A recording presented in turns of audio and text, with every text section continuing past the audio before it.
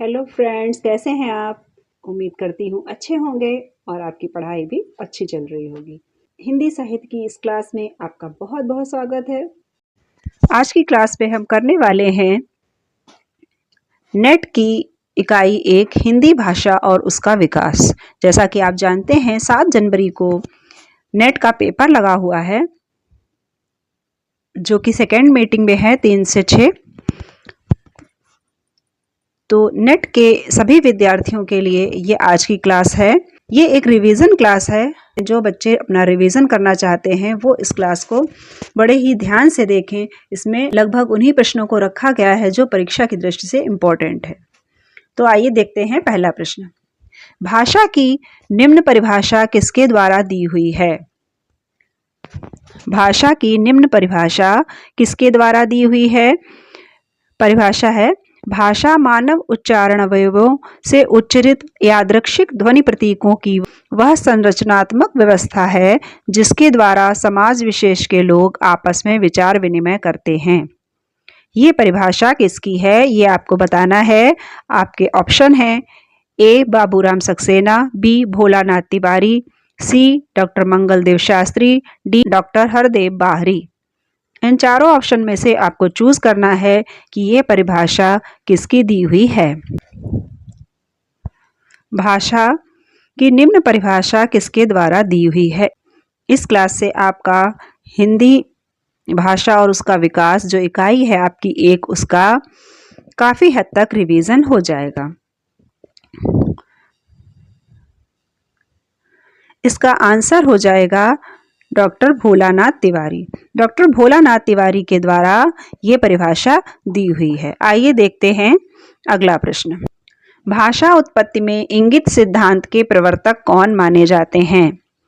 Option A G Reeves, B Henry Sweet, C doctor Rai, D Max Muller. भाषा उत्पत्ति में इंगित सिद्धांत के प्रवर्तक कौन माने जाते हैं ये आपको बताना है। चारों ऑप्शंस में से इंगित सिद्धांत के प्रवर्तक आपको चूज करने हैं। भाषा उत्पत्ति के कई सिद्धांत हैं जिसमें से एक है इंगित सिद्धांत। संकेत सिद्धांत है, दिव्योत्पत्ति सिद्धांत है, धातु सिद्धांत, श्रम ध्वनि सिद्धांत, संपर्क सिद्धांत और समन्वय सिद्धांत। तो यहाँ पर आपको इंगित सिद्धांत के प्रवर्तक का नाम बताना है। इंगित सिद्धांत के प्रवर्तक डॉक्टर राय माने जाते हैं और यह प्रश्न आपका एक बार परीक्षा में पूछा भी जा चुका है। अगला प्रश्न देखते हैं। भाषा के संबंध में कौन सा कथन असत्य है? ऑप्शन ए भाषा भाव संप्रेषण का माध्यम है, बी भाषा परिवर्तनशील है, सी भाषा अनुकरण से सीखी जाती है, डी प्रत्येक भाषा की एक संरचना होती है। भाषा के संबंध में कौन सा कथन असत्य है ये बताना है। भाषा भाव संप्रेषण का माध्यम है, भाषा परिवर्तनशील है, भाषा अनुकरण से सीखी जाती है, प्रत्येक भाषा की संरचना एक सी होती है। तो भाषा की विशेषताओं में ये सभी विशेषताएं सत्य हैं, जबकि डी ऑप्शन हमारा असत्य है। प्रत्येक भाषा की संरचना एक सी होती है, ये कथन असत्य है क्योंकि प्रत्येक भाषा की संरचना पृथक पृथक होती है। अगला प्रश्न है, भाषा विकास के निम्न चरणों को क्रम से लगाइए। भाषा विकास के चरण यहाँ पर दिए हुए हैं, उन्हें आपको क्रम से लगाना है। एक है वाचिक, दूसरा आंगिक, तीसरा यांत्रिक, चौथा लिखित। इन चारों को क्रम से लगाना है। ऑप्शन ए में 2 1 4 3, बी 1 2 3 4 या सी 4 3 2 1 या तो डी 2 3 1 4। इन चारों में से कौन सा ऑप्शन सही होगा? इसमें सबसे पहले आएगा आंगिक, उसके बाद आएगा वाचिक, फिर तीसरे नंबर पर लिखित, फिर आएगा यांत्रिक। 2 1 4 3 ये ऑप्शन सही हो जाएगा। आइए देखते हैं अगला प्रश्न। भारोपीय भाषा परिवार की कौन सी शाखा केंतुम वर्ग में नहीं आती है?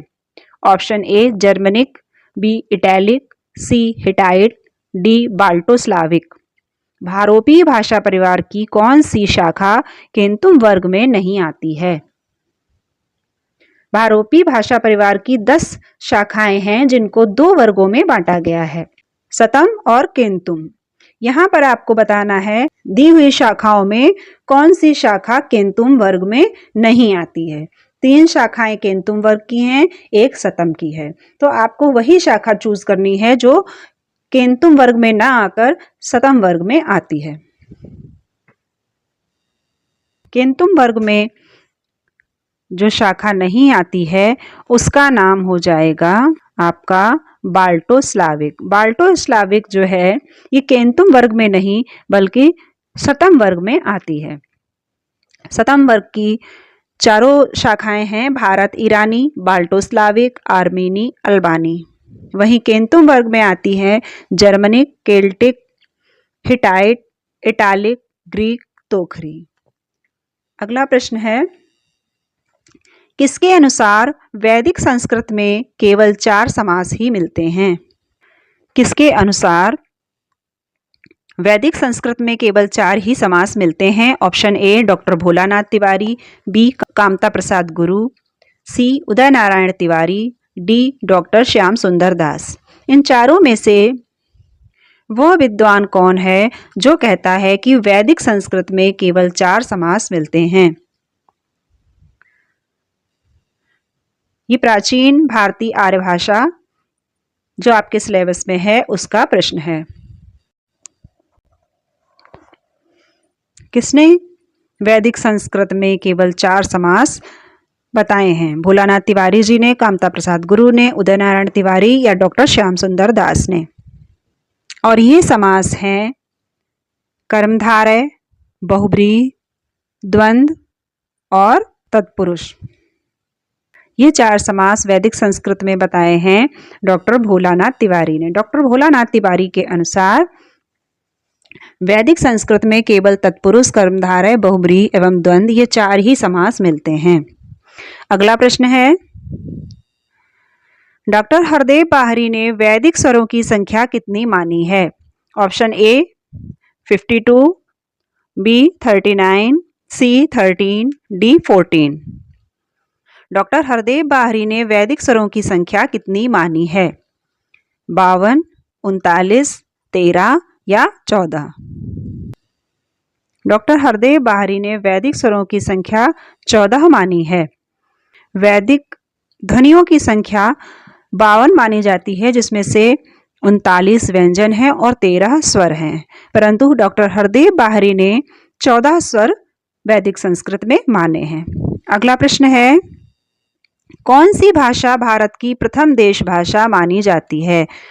ऑप्शन ए पाली, बी प्राकृत, सी अपभ्रंश, डी अवहट। कौन सी भाषा भारत की प्रथम देश भाषा मानी जाती है?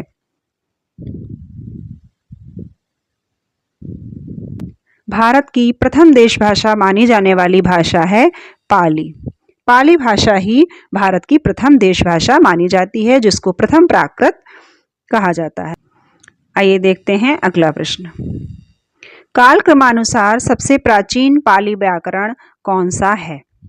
काल क्रमानुसार सबसे प्राचीन पाली व्याकरण कौन सा है? ऑप्शन ए मोगलान व्याकरण, बी कच्चायन व्याकरण, सी सद्नीति व्याकरण, डी इनमें से कोई नहीं। पाली भाषा का सबसे प्राचीन व्याकरण आपको बताना है।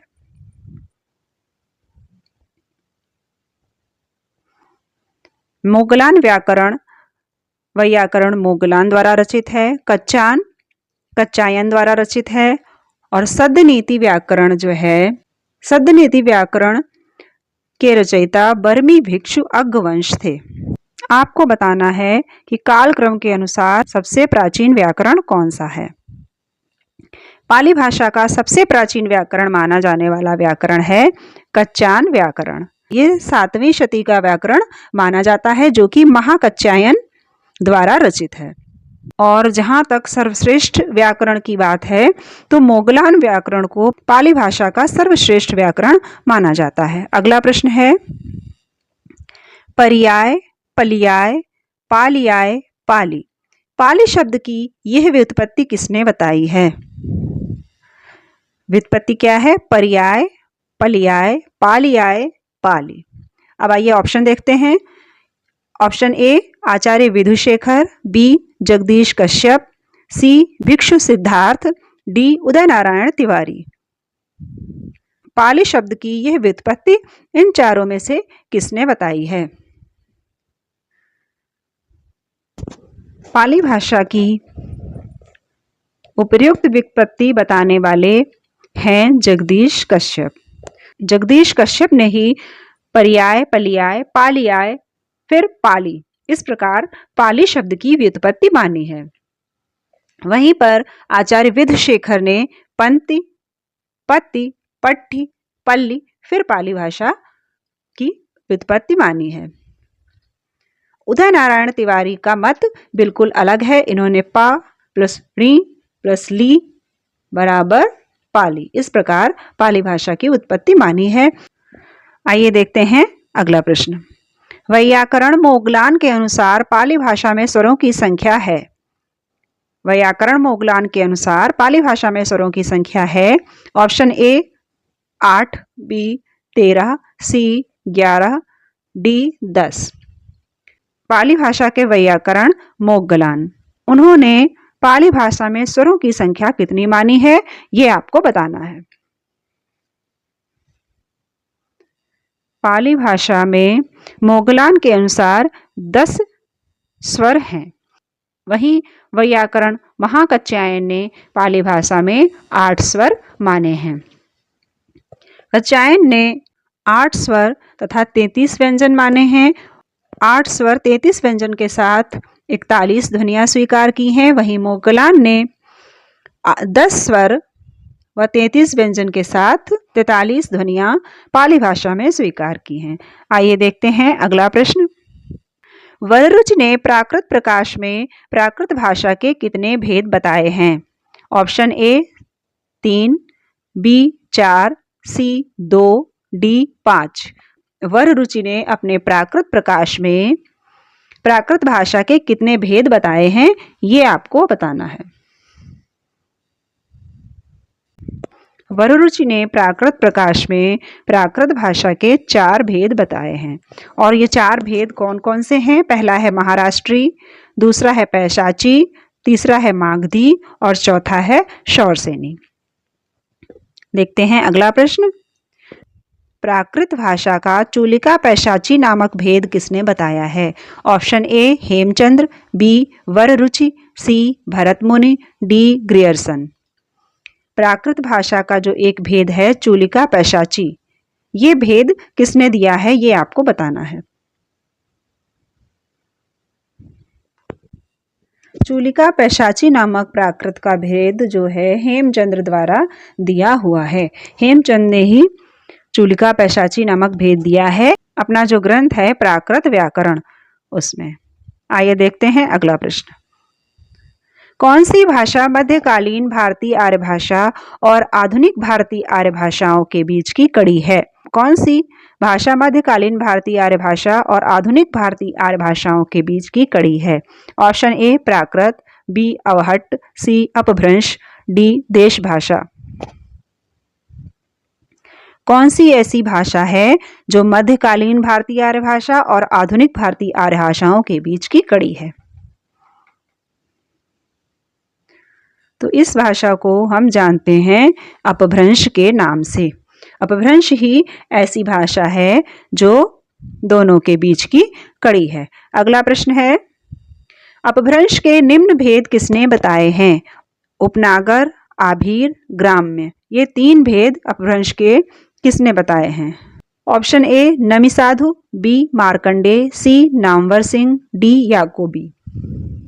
इन चारों में से उपनागर, आभीर और ग्राम्य, ये भेद अपभ्रंश के किसने दिए हैं, किसने बताए हैं? नमी साधु होगा, न कि नामी। अपभ्रंश के निम्न भेद बताने वाले कौन है? कोई और नहीं बल्कि नमी साधु ही हैं, जिन्होंने उपनागर, आभीर और ग्राम्य अपभ्रंश के ये 3 भेद बताए हैं। अगला प्रश्न है, आधुनिक भारतीय आर्य भाषाओं का सर्वप्रथम वर्गीकरण किसने किया था? Option A Grierson, B doctor Hoernle, C Schlegel, D Jacobi. आधुनिक भारतीय आर्य भाषाओं का सर्वप्रथम वर्गीकरण किसने किया था, यह आपको बताना है। तो भारतीय आर्य भाषाओं का सर्वप्रथम वर्गीकरण करने वाले हैं डॉक्टर हार्नले। डॉक्टर हार्नले ने ही आधुनिक भारतीय आर्य भाषाओं का सर्वप्रथम वर्गीकरण किया था। आइए आगे बढ़ते हैं, देखते हैं अगला प्रश्न।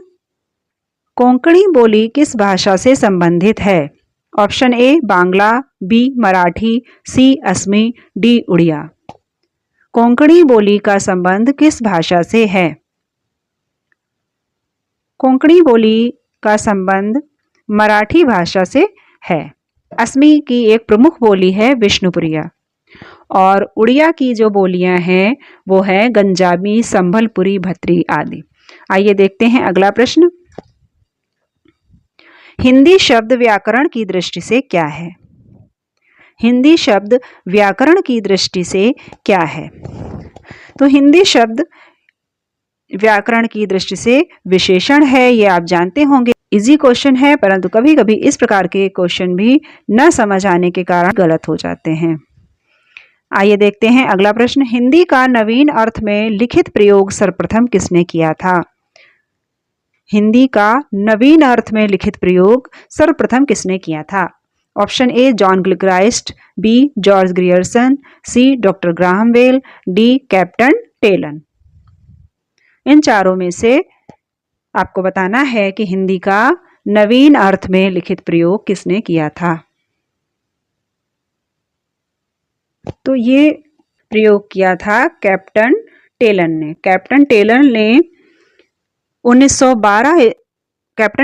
1812 ईस्वी में फोर्ट विलियम कॉलेज का जो वार्षिक विवरण था उसमें हिंदी का नवीन अर्थ में लिखित प्रयोग किया था। अगला प्रश्न है, सिद्ध मातृका लिपि को न्यून कोणीय लिपि नाम किसने दिया? Option A doctor Buhler, B David Diringer, C Weber, D Cannon. सिद्ध मातृका लिपि को न्यून कोणीय नाम किसने दिया? सिद्ध मातृका लिपि ब्राह्मी लिपि की उत्तरी शाखा से विकसित है। ब्राह्मी लिपि की 2 शाखाएं हैं, 2 शैली हैं, दक्षिणी और उत्तरी, जिसमें से उत्तरी शैली से सिद्ध मातृका लिपि का प्रादुर्भाव हुआ है। उत्तरी से गुप्त लिपि का विकास हुआ जो कि 4वीं और 5वीं सदी तक थी। फिर उसी से सिद्ध मातृका लिपि या कुटिल लिपि का विकास हुआ और फिर इसी से देवनागरी लिपि और शारदा लिपि का विकास हुआ। देवनागरी लिपि का विकास लगभग 9वीं सदी का माना जाता है। तो यही सिद्ध मातृका लिपि को न्यून कोणीय लिपि किसने कहा, किसने ये नाम दिया, ये आपको बताना है। सिद्ध मातृका लिपि को न्यून कोणीय लिपि नाम देने वाले हैं डॉक्टर वूलर। डॉक्टर वूलर ने ही सिद्ध मातृका लिपि को न्यून कोणीय लिपि नाम दिया था, और ये एक कुटिल लिपि की शाखा है। इसको कुटिल लिपि के नाम से जानते हैं। गुप्त लिपि, सिद्ध मातृका या कुटिल लिपि, और फिर देवनागरी लिपि। अगला प्रश्न है, ब्राह्मी लिपि की उत्पत्ति वैदिक चित्रलिपि से किसने मानी है? A Shri R Shyam Shastri, B doctor Bholanath Tiwari, C Jagat Mohan Verma, D doctor Rajbali Pandey. Brahmi लिपि की उत्पत्ति वैदिक चित्रलिपि से किसने मानी है? आपको पता है कि विभिन्न विद्वानों ने अलग अलग तरीके से ब्राह्मी लिपि की उत्पत्ति मानी है। उन्हीं में आपको बताना है कि वैदिक चित्रलिपि से किसने उत्पत्ति मानी है। ब्राह्मी लिपि की उत्पत्ति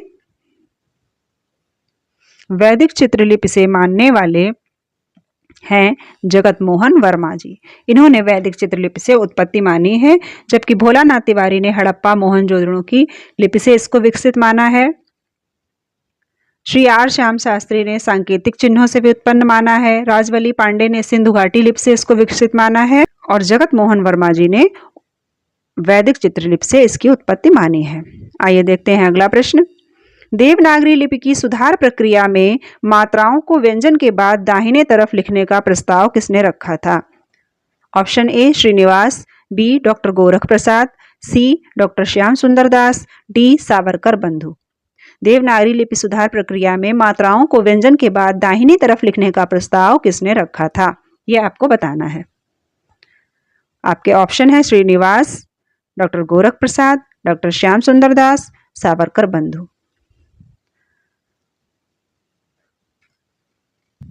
तो ये सुझाव देने वाले, ये प्रस्ताव रखने वाले थे डॉक्टर गोरख प्रसाद।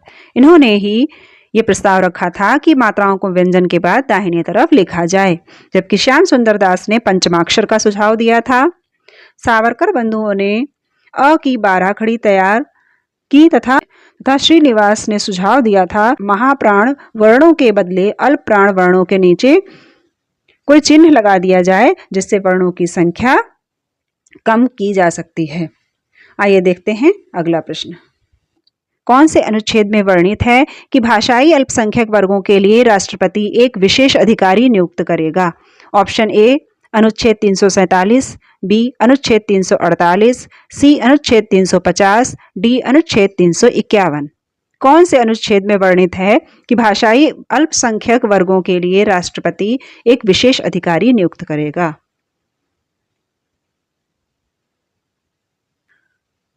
तो ये 350 अनुच्छेद में वर्णित है। इसके अतिरिक्त 347 में ये वर्णित है कि यदि किसी राज्य की जनसंख्या का पर्याप्त भाग यह मांग करे कि उसके द्वारा बोली जाने वाली बोली को दूसरी भाषा का दर्जा दिया जाए, तो ये दर्जा दिया जा सकता है, उसे दूसरी भाषा के रूप में मान्यता दी जा सकती है। और अनुच्छेद 348 में उच्चतम न्यायालय और उच्च न्यायालयों के लिए प्रावधान है। अनुच्छेद 351 में हिंदी भाषा के विकास एवं प्रसार की बात कही गई है। आइए देखते हैं अगला प्रश्न।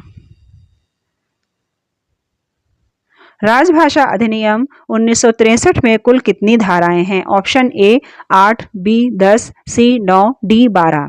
राजभाषा अधिनियम 1963 में कुल कितनी धाराएं हैं? राजभाषा अधिनियम 1963 में कुल 9 धाराएं हैं, जबकि राजभाषा नियम 1976 में 12 नियम हैं। आइए देखते हैं अगला और आज का अंतिम प्रश्न। ध्वनि का तालव्य नियम किसके द्वारा दिया गया है? Option A Hermann Grassmann, B Karl Adolf Verner, C Wilhelm Thomsen व Collitz, C D Jacob. Hermann Grassmann, Karl Adolf Verner, Wilhelm Thomsen व कॉलिट्ज या याकूब। ध्वनि का तालव्य नियम किसके द्वारा दिया गया है, यह आपको बताना है।